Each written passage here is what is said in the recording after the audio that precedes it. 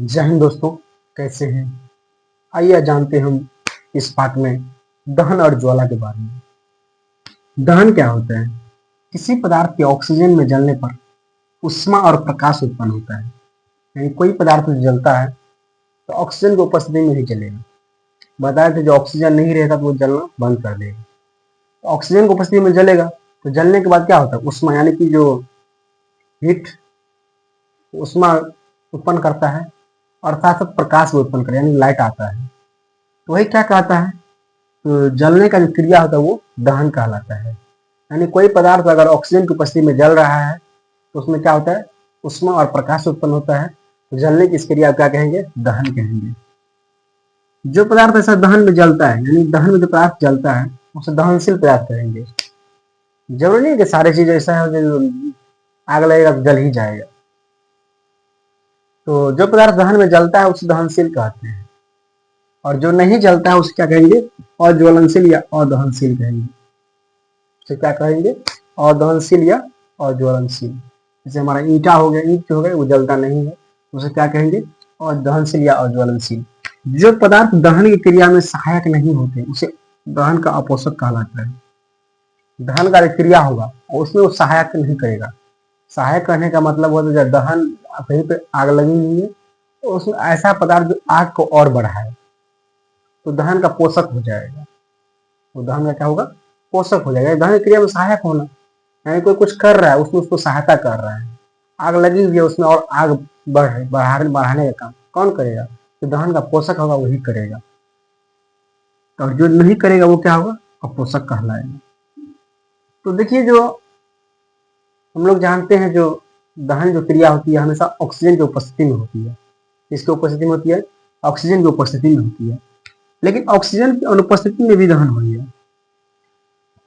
इसकी उपस्थिति में, ऑक्सीजन की अनुपस्थिति में भी दहन होती है। तो ये हमारा अपवाद है, इसको याद रखना है। दहन की अनुपस्थिति में कैसे ये दहन, अभी ऑक्सीजन की अनुपस्थिति में कैसे दहन हो रही है? देखिए, मैग्नीशियम प्लस नाइट्रेट क्या कर रही है? मैग्नीशियम नाइट्रेट, मैग्नीशियम और नाइट्रेट जब साथ किया जाता है तो मैग्नीशियम नाइट्रेट बनता है और उसको क्या होता है? उससे उष्मा और प्रकाश उत्पन्न होती है। मैग्नीशियम नाइट्रेट बनने के बाद क्या होता है? उससे हीट और क्या कहते हैं उसको? लाइट जनरेट होता है। पोटास पेंटाकोसिन, यानी कि मोमबत्ती, मोमबत्ती क्या करते हैं? क्लोरीन में देते हैं। मोमबत्ती क्या करते हैं? क्लोरीन में देते हैं तो वो जल जाता है, तो कार्बन बनता है और HCl बनता है। यानी कि तो मोमबत्ती है जो किसके रंग हो गया? क्लोरीन के साथ गया तो क्लोरीन के साथ वो जाके जलने लगा। यह ऑक्सीजन की अनुपस्थिति में दहन हुआ। तो हमें लेकिन अधिकतर जो है दहन ऑक्सीजन की उपस्थिति में ही होता है। ये दो कारण है ऐसा जो ऑक्सीजन की अनुपस्थिति में दहन होता है, तो हमें याद रखना है ये अपवाद के तौर पर। देखते हैं जो दहन के लिए आवश्यक शर्तें। हमारा जो दहन होता है यानी कोई चीज जलता है तो उसके लिए आवश्यक शर्त क्या क्या होना आवश्यक है? ये तीन चीज जो है ये होना आवश्यक है। अगर ये तीन में से एक भी नहीं होगा तो दहन क्रिया नहीं हो पाएगी। देखिए कौन सी है? दहनशील पदार्थ की उपस्थिति, यानी जो पदार्थ दहनशील होते हैं। तो कौन कौन पदार्थ ऐसे हैं दहनशील होते हैं? तो देखिए, अगर हम ईंट ले ले, बालू ले ले, गिट्टी ले ले, शीशा ले ले, तो ये सब क्या होता है? जलता है? नहीं जलता है। तो दहनशील पदार्थ की उपस्थिति दहनशील पदार्थ नहीं हुआ। वहीं पे अगर पेट्रोल ले ले, स्पिरिट ले ले, डीजल दे दे, ये सब पदार्थ अगर दे दे, कपड़ा ले लीजिए, कागज ले लीजिए, ये दहनशील पदार्थ ये सब होगा। तो ये सब पदार्थ अगर उपस्थित है तो दहनशील पदार्थ हुआ, और ये उपस्थित ये नहीं है, ये अदहनशील है। तो ये हम अगर सिर्फ यही रहेगा इसमें आग नहीं लगेगा, लेकिन हल्का सा भी ये दे दे, कोई कहीं जगह अगर आग लगाना है हमको तो ये अगर दे दे तो क्या होता है? उसमें आग लग जाती है। यानी दहनशील पदार्थ की उपस्थिति हुई, ये दहनशील पदार्थ हुआ हमारा। और दहन के लिए पोषक पदार्थ की उपस्थिति, तो दहन में पोषक क्या है? दहन का पोषक यानी कि उसका सहायता करने वाला कौन ऐसा चीज है जो दहन में सहायता करेगा? तो हवा। अगर हवा न दे, वहां पे कहीं पे आग लगी हुई है, वहां पे हवा हम ना पहुंचने दे, तो आग वहां पे नहीं लगेगी, आग बंद हो जाएगा। तो क्या है जो उसके जो पोषक है, क्या है? हवा है। तो हवा का होना बहुत ही जरूरी है, ऑक्सीजन इसमें होना बहुत ही जरूरी है। अगर आग लगी हुई है, वहां पे ऑक्सीजन नहीं ना पहुंचे तो आग नहीं लगेगी। तो हम लोग देखे होंगे जो कहीं पे जो आग लगती है किसी घर में, तो फायर मशीन आती है, तो क्या करती है? उस पर या तो पानी मारती है। तो पानी मारने से क्या होता है, जो ये जो अगर क्षेत्र है कोई आग लगी हुई, इस पे जो पानी जाता है, तो पानी में क्या क्या रहता है? H2+ वो रहते हैं, यानी ऑक्सीजन भी रहता है। लेकिन ये ऑक्सीजन यहाँ पे कम है, यहाँ पे 2 मात्रा है हाइड्रोजन की है। तो ये जैसे ही उस पे जाता है, इसको चारों ओर से कवर कर लेता है इस क्षेत्र को, और इस क्षेत्र को कवर करने के बाद क्या होता है, उस पर ऑक्सीजन की पूर्ति नहीं होने देती है। और हम बताए थे जो रासायनिक अभिक्रिया होने के बाद जिस तत्व से यौगिक बनता है, वो अपना गुण खो देता है उसका। और हाइड्रोजन का पहले गुण अलग था, ऑक्सीजन का पहले गुण अलग था, लेकिन ये दोनों बनने के बाद, मिलने के बाद H2O जो बनता है, इसका गुण अलग हो जाता है। तो ये जैसे ही क्षेत्र में पहुंचा, इसको पूरा कवर कर लेता है और वहां पे आग को बंद करने का काम करता है। यही जो हमारा दहन का जो पोषक पदार्थ है, वहां पे ऑक्सीजन अगर ना हो, तो ऑक्सीजन की पूर्ति ना हो पाए, तो वो हमारा जल दहन क्रिया नहीं हो पाएगी। अब है ज्वलन ताप। तो जिस न्यूनतम ताप पर क्या है, जिस न्यूनतम ताप पर कोई पदार्थ जलना उत्पन्न करे, उसके क्या कहते हैं? ज्वलन ताप कहते हैं। जिस न्यूनतम ताप पर कोई पदार्थ जलना प्रारंभ करे, उसे ज्वलन ताप कहते हैं। तो जितने भी पदार्थ हैं हमारे प्रकृति में, जितने भी पदार्थ है, सभी का ज्वलन ताप अलग अलग होता है। आप क्या कहते हैं, एक बार से चेक भी कर सकते हैं। कैसे? तो एक कागज को जलाइए, एक कागज को जलाइए और एक लकड़ी को जलाइए। कागज में तुरंत आपको आग पकड़ लेगा, लेकिन लकड़ी में तुरंत आग नहीं पकड़ती है। लकड़ी में ही ले लीजिए आप, एक संठी ले लीजिए और एक मोटा लकड़ी ले लीजिए, उसमें संठी में आग तुरंत पकड़ेगा, लकड़ी में आग लेट से पकड़ेगा। यही दोनों का क्या है, ज्वलन ताप अलग अलग है।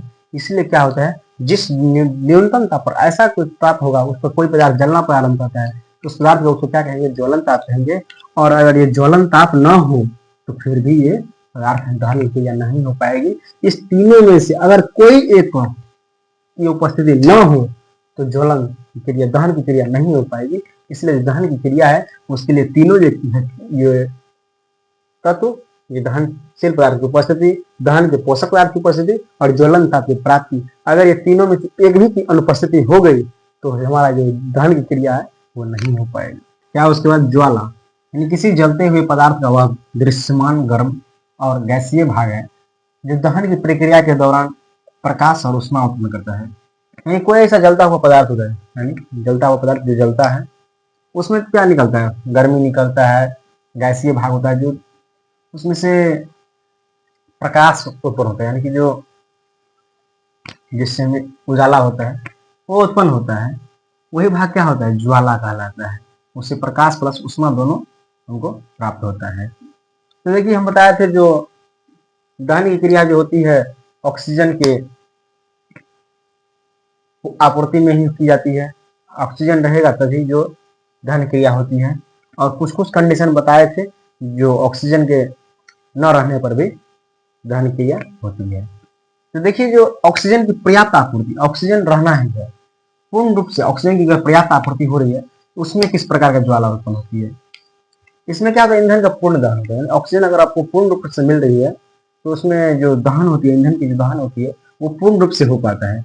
इसमें निर्मित ज्वाला का रंग नीला होता है, और किंतु प्रकाश बहुत कम होता है। उसमें क्या होता है, ज्वाला का रंग जो होता है नीला होता है, ज्वाला का रंग क्या होगा, नीला होगा। तो क्या हुआ, जैसे आप गैस भट्टी पे देखिए होइएगा, ये मान के लिए मेरा गैस है,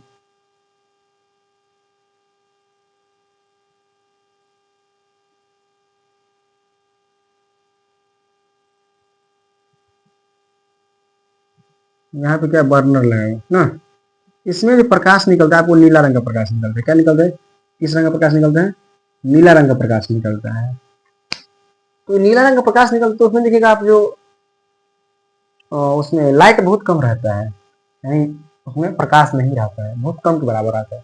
उसे क्या बोलते हैं, प्रकाशहीन ज्वाला बोलते हैं। क्या बोलेंगे, प्रकाशहीन ज्वाला बोलेंगे। और क्या देखिएगा आप, अगर ऑक्सीजन की अपर्याप्त आपूर्ति होने पर ऑक्सीजन में क्या हुआ, उसमें ऑक्सीजन पूर्ण रूप से न जा पाए तो ईंधन का वह दहन पूर्ण दहन नहीं हो पाता, वहां क्या ईंधन पूर्ण रूप से नहीं जल पाता है, और इसमें उत्पन्न ज्वाला का रंग क्या होगा, पीला होगा।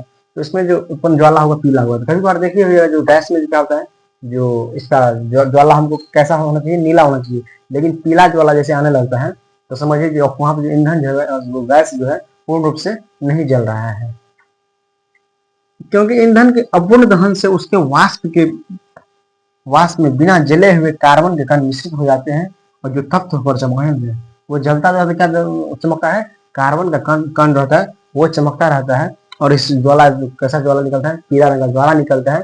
तो अगर इसमें ज्वाला निकलता है, प्रकाश निकलता है, तो उसे क्या बोलेंगे, प्रकाश, क्या कहते हैं, प्रदीप्त ज्वाला। क्या बोलेंगे, प्रदीप्त ज्वाला, यानी कि प्रकाश जो रहता है उसमें, यही बोलता है। और इसमें प्रकाश नहीं रहता है तो प्रकाशहीन ज्वाला। तो देखिए जो ऑक्सीजन की पूर्ति पूर्ण रूप से रहेगा तो ज्वाला का रंग कैसा होगा, नीले रंग का। और क्या कहते हैं, जो ऑक्सीजन की अपर्याप्त आपूर्ति, यानी कि जो उसमें ऑक्सीजन पूर्ण रूप से न जा पाए तो उसमें जो ज्वाला रहेगा उसका रंग कैसा हो जाता है, पीला रंग का हो जाता है। देखिए मोमबत्ती के बारे में, ज्वाला के बारे में समझते, मोमबत्ती समझते ज्वाला के बारे में। मोमबत्ती हमारा क्या है, मोमबत्ती है। जब मोमबत्ती को जलाइए, मोमबत्ती किससे बना होता है, मोम से बना होता है। किससे बना होता है, मोम से बना होता है। इसमें किसका मिश्रण होता है, हाइड्रोकार्बन जो होता है उसका मिश्रण होता है। मोमबत्ती किसका बना होता है, मोम का बना होता है, और उसमें क्या होता है, हाइड्रोकार्बन का मिश्रण होता है। मोमबत्ती का जो बनावट देखिएगा क्या होता है, जो पूरा मोम लगा कर बीच में क्या रहता है, रस्सी रहती है। क्या रहती है बीच में, रस्सी। मोमबत्ती को जैसे हम जलाते हैं क्या करते हैं, उस रस्सी में हम क्या करते हैं, आग लगाते हैं। क्या करते हैं, उस रस्सी में आग लगाते हैं। तो मोम क्या होता है, पिघल पिघल के, इस जैसे रस्सी रहती है, पिघल पिघल के क्या होता है, ऊपर जाती है। मोम क्या पिघल पिघल के ऊपर जाती है, और किसके रूप में, वाष्प के रूप में। किसके रूप में, वाष्प के रूप में हो जाती है। और ये वाष्प क्या होता है, जो वायु रहेगा या ऑक्सीजन रहेगा उसके संपर्क में जाके ज्वाला उत्पन्न करती है, और क्या होता है, उसी है मोमबत्ती का ज्वाला होता है। तो मोमबत्ती के जलने की क्रिया क्या होती है, उसमें क्या लगा रहता है, एक रस्सी लगा रहती है। रस्सी में क्या होती है, जो मोम जो पिघल पिघल के वाष्प बन के ऊपर जाती है, मोम क्या पिघल पिघल के वाष्प बन के ऊपर जाती है। तो ऑक्सीजन या क्या कहते हैं अणुवायु के संपर्क में आने पर क्या होता है, उसमें ज्वाला उत्पन्न होती है, उसके बाद जलता है। तो मोमबत्ती में जो ज्वाला होती है क्या प्रकार की, कितने प्रकार की, 3 प्रकार की ज्वाला होती है। मोमबत्ती जो जलाते हैं आप तो उसमें ज्वाला 3 प्रकार के देखेंगे। कितने प्रकार की ज्वाला, 3 प्रकार की। सबसे अंदर में जो ज्वाला होता है उसको बोलते हैं केंद्रीय ज्वाला। क्या बोलते हैं उससे, केंद्रीय ज्वाला, केंद्रीय मंडल बोले। उसे अदहन का क्षेत्र बोला, क्या बोल देगा, अदहन का क्षेत्र, यानी कि वो जो ऐसा क्षेत्र होता है वो जलता नहीं। क्या होता है, वो जलता नहीं है। देखिए क्यों नहीं जलता है, यह नीला होता है, इसमें बिना जले मोम के वाष्प रहते हैं। क्या होता है, इसमें मोम में जलता नहीं है, उसमें सिर्फ वाष्प रहता है। किसका आता है, वाष्प रहती है। बत्ती को घेरे रहते हैं, इसमें दहन की क्रिया नहीं होती है क्योंकि वाष्प ऑक्सीजन के संपर्क में नहीं आ पाते हैं। तो देखिए 3 वो क्षेत्र है। इस सबसे निचला केंद्रीय क्षेत्र है, सबसे अंदर में क्षेत्र है, इसमें तो आग लग, ऑक्सीजन पूरे पहुंच नहीं पाएगा। ऑक्सीजन पहुंच नहीं पाएगा तो क्या होगा, आग लगेगा नहीं। इसलिए क्या होता है, ये ऐसा क्षेत्र है जो सभी जो बाकी के 2 समंडल है उसमें घिरे रहते हैं, अंदर में घिरे रहते हैं। तो ऑक्सीजन यहाँ पे पहुंच नहीं पाती है, जिससे ऑक्सीजन के संपर्क में नहीं आने पर क्या होता है, जो इसमें दहन क्रिया नहीं हो पाती है। अब उसके बाद क्या, हमारा प्रकाशमान मंडल, निचला जो क्षेत्र है वो हमारा प्रकाशमान मंडल है। उसी में महाप्रकाश होता है। क्या प्रकाश जो रहता है उसी में रहता है, या उसमें क्या कहते हैं, हम जो किसी चीज को हम जलाते भी है तो उसी क्षेत्र से जलता है। तो क्यों क्यों, तो ऑक्सीजन की अपर्याप्त आपूर्ति के कारण क्या होता है, ऑक्सीजन क्या होती है, अपर्याप्त आपूर्ति के कारण मोम के वाष्प का अपूर्ण दहन होता है। क्या होता है, इसमें मोम का जो वाष्प होता है उसमें अपूर्ण दहन होता है। इसमें कार्बन के सूक्ष्म कण उपस्थित रहते हैं। इसमें क्या होता है, कार्बन के सूक्ष्म कण उपस्थित है। ज्वाला सबसे बड़ा भाग क्या होता है, ज्वाला का सबसे बड़ा भाग होता है। इसमें क्या होता है, ज्वाला का सबसे बड़ा भाग होता है। इसमें पीला रंग का प्रकाश निकलता है, ज्वाला का ताप मृदुल होता है। इसमें क्या होता है, ज्वाला उसका टेम्परेचर जो रहेगा, ताप जो रहेगा उसमें हम लोग मृदुल है, मोटर जल्दी हम नहीं जलेंगे, जल्दी नहीं उसमें जल पाएंगे। इससे हमको क्या देगा, प्रकाश देता है, अधिक मात्रा में प्रकाश देता है। मोमबत्ती से अगर हमको रोशनी मिल रही है, यही बिजली क्षेत्र का प्रकाश समान क्षेत्र से मिल रही है, यानी कि बिचला जो क्षेत्र होता है उसी से हमको प्रकाश मिलती है। उसके बाद क्या होता है, जो सबसे ऊपर का क्षेत्र जो होता है, सबसे ऊपर वाला क्षेत्र, वो होता है प्रकाशहीन क्षेत्र। और प्रकाशहीन क्षेत्र कहने का मतलब होता है इसमें जैसे ही प्रकाशहीन आ गया तो हम क्या पढ़े थे, जब ऑक्सीजन की पूर्ण आपूर्ति में जलता है, ऑक्सीजन अगर पर्याप्त आपूर्ति में जलता है तो उसमें प्रकाश नहीं निकलता है। क्या निकलता है उसमें, प्रकाश नहीं निकलता है, बहुत कम के बराबर निकलता है। तो इस भाग में प्रकाश के वाष्प का पूर्ण दहन होता है, इसमें ऑक्सीजन की आपूर्ति पर्याप्त होती है। ज्वाला का सबसे गर्म भाग यही होता है, लेकिन इसमें क्या होता है, प्रकाश नहीं निकलता है। और ये क्या होता है, जो हम इसमें प्रकाश निकलता है तो हमारा क्या होता है, इसमें कोई ऐसा होता है जो इसका टेम्परेचर जो होता है मॉडरेट होता है, उसमें हम जल्दी जल नहीं पाते हैं। और ये सबसे क्या भाग, ज्वाला का सबसे बड़ा भाग होता है। मोमबत्ती का उपयोग हम लोग किस लिए करते हैं, प्रकाश के लिए, तो प्लस में कहीं पे आग लगाने के लिए भी। तो प्रकाशहीन क्षेत्र से जो कोई किसी चीज को जलाना हो तो प्रकाशहीन क्षेत्र से जलाएंगे, और हमको रोशनी चाहिए, प्रकाश चाहिए तो प्रकाशमान क्षेत्र से प्रकाश लेंगे। ये हमारा मोमबत्ती का बनावट है। इस मोमबत्ती के बनावट से ही हम क्या, जो ज्वाला के क्षेत्र के बारे में समझ रहे हैं। उसके बाद क्या है, एलपीजी के बारे में। एलपीजी यानी कि लिक्विफाइड पेट्रोलियम गैस, जो गैस हम लोग अपने घरों में उपयोग करते हैं। हम लोग जो अपने घरों में, रसोई घरों में खाना बनाने में उपयोग करते हैं एलपीजी गैस का, वही लिक्विफाइड पेट्रोलियम गैस होता है। उसमें हिंदी नाम क्या है, द्रवीभूत पेट्रोलियम गैस। उसमें देखिए मुख्य रूप से क्या उसका अवयव होता है, ब्यूटेन उसका मुख्य अवयव होता है, और अवयव होते हैं जैसे प्रोपेन और एथेन होते हैं। तो देखिए जो उसका जो एलपीजी का गैस है, उसको जलने की क्रिया क्या होती है, जो ब्यूटेन गैस ऑक्सीजन के साथ आती है, ऑक्सीजन के साथ क्रिया करती है। तो हम जानते हैं कोई भी जो पदार्थ जो जल क्या कहते हैं, जो जलने में ऑक्सीजन की सहायता लेती है, तो ऑक्सीजन के साथ जैसे ही जलता है तो क्या कार्बन डाइऑक्साइड गैस छोड़ती है और जल प्लस उष्मा छोड़ती है। तो देखिए एलपीजी गैस तो उसका क्या बनने का विधि कैसे प्राप्त किया जाए। एलपीजी पेट्रोलियम गैस के प्रभावी स्त्रवण, किसे प्रभावी स्त्रवण तथा प्राकृतिक गैस से प्राप्त किया जाए, किसे प्राकृतिक गैस और प्रभावी स्त्रवण से प्राप्त किया जाए। एलपीजी गैस का खासियत क्या होता है, जो एलपीजी गैस जो है इसमें एक भाल्व लगा होता है, हमको सिलेंडर में उसको पैक किया जाए। एलपीजी गैस को हम लोग जो घर में हो जाए उसे लोहे के सिलेंडर में पैक किया जाए। तो जैसे ही उसमें पैक किया जाए, भाल्व लगाया जाता है, उसमें एक भाल्व लगाया जाता है। भाल्व से लगाने पर उसको क्या किया जाता है, दाब बढ़ाया जाता है। जब जैसे उसमें दाब बढ़ाया जाता है तो दाब बढ़ने पर क्या हुआ, तो द्रवीभूत हो जाए। द्रवीभूत कहने का मतलब है, जो द्रवीभूत कहने का मतलब हुआ जो द्रव रूप में जाना है, यानी लिक्विड होने लगता है। क्या होता है, लिक्विड होने लगता है। और जैसे उसमें द्रव दाब कम किया, जैसे उसमें दाब हटाया जाए, भाल्व को खोला जाए, तो क्या होता है, वो वाष्प बनने लगता है। क्या होता है, वाष्प में बनने लगता है। तो हम लोग क्या करते हैं, जैसे भाल्व पैक रहता है इसमें, तो उसको दाब दाब रहता है, तो दाब बढ़ाया होने पर क्या हमारा लिक्विड रूप में रहता है। आप लोग चेक भी किए होंगे, सिलेंडर का डोलाइएगा, हिलाइएगा, तो जैसे लगता है उसमें कुछ पानी भरा वो ऐसे लगता है। और जैसे ही उसको क्या करते हैं, हम इस भाल्व को हटाते हैं, यानी कि भाल्व हटाने पर क्या उसको बर्नर के साथ, बर्नर के पास ऐसे और गैस को प्रभावित करते हैं। तो ये भाल्व जैसे हटाते हैं, इस पर वाष्प के माध्यम से क्या होता है, बर्नर की ओर जाती है, और जिससे हम लोग गैस चूल्हा पे खाना बनाते हैं। तो उसमें क्या होता है, जो एलपीजी गैस तो हम लोग सुने होंगे, जो कैसे कभी कर क्या होता है, इसमें कुछ बदबू आने लगता है। क्या होता है, कुछ बदबू आने लगता है, जैसे रिसाव होता है तो बदबू, यानी कि लीकेज होने पर। तो उसमें क्यों ऐसे बदबू आता है, तो उसे बदबू आने का कारण क्या है, उसमें एथिल मर्कापन नामक एक गंध गैस होता है, जो बहुत ही विषाला गंध होता है, एथिल मर्कापन। उसकी बहुत कम मात्रा मिलाया जाए, इसलिए मिलाया, क्यों मिलाया। अब अगर आपसे कोई पूछे जो एलपीजी गैस जो होता है उसमें एथिल मर्कापन क्यों मिलाया जाए, तो हम बताना उसको यही बताएंगे, जो एथिल मर्कापन का उपयोग, ये एथिल मर्कापन क्या है, बहुत ही दुर्गंधित गैस है। क्या है, दुर्गंधित गैस है, और इसलिए मिलाया था ताकि जो कहीं से अगर रिसाव करे, यानी लीकेज करे, हमारा सिलेंडर या पाइप कहीं से भी लीकेज करे, तो उसका गंध हमें पहुंचे, और ताकि उसका हम निदान तुरंत कर पाए। इसीलिए उसमें क्या किया जाता है, एथिल मर्कापन मिलाया जाता है। तो देखिए इसमें हमारा मुख्य बात क्या है एलपीजी के बारे में। तो एलपीजी का मुख्य अवयव क्या होता है, ब्यूटेन उसका मुख्य अवयव होता है। क्या होता है, उसका ब्यूटेन मुख्य अवयव होता है। हमको एलपीजी प्राप्त कहाँ से करते हैं, तो पेट्रोलियम गैस के प्रभावी स्त्रवण और प्राकृतिक गैस से प्राप्त करते हैं। तीसरा जो हमारा जो उसमें अगर दाब बढ़ाया जाता है, एलपीजी का अगर दाब बढ़ाया जाता है तो द्रव रूप में जाता है, और जैसे उसका दाब कम किया जाता है तो वाष्प रूप में चला जाता है। और पांचवा जो एलपीजी में एथिल मर्कापन मिलाया जाता है, जिससे क्या होता है, वो रिसाव करता है, तो उसका पता चलता है। तो धन्यवाद। इस प्रकार हमारा जो फर्स्ट टॉपिक था, पार्ट था रासायनिक अभिक्रिया समीकरण, वो हमारा खत्म हुआ। अब हम चलेंगे अगले चैप्टर की ओर।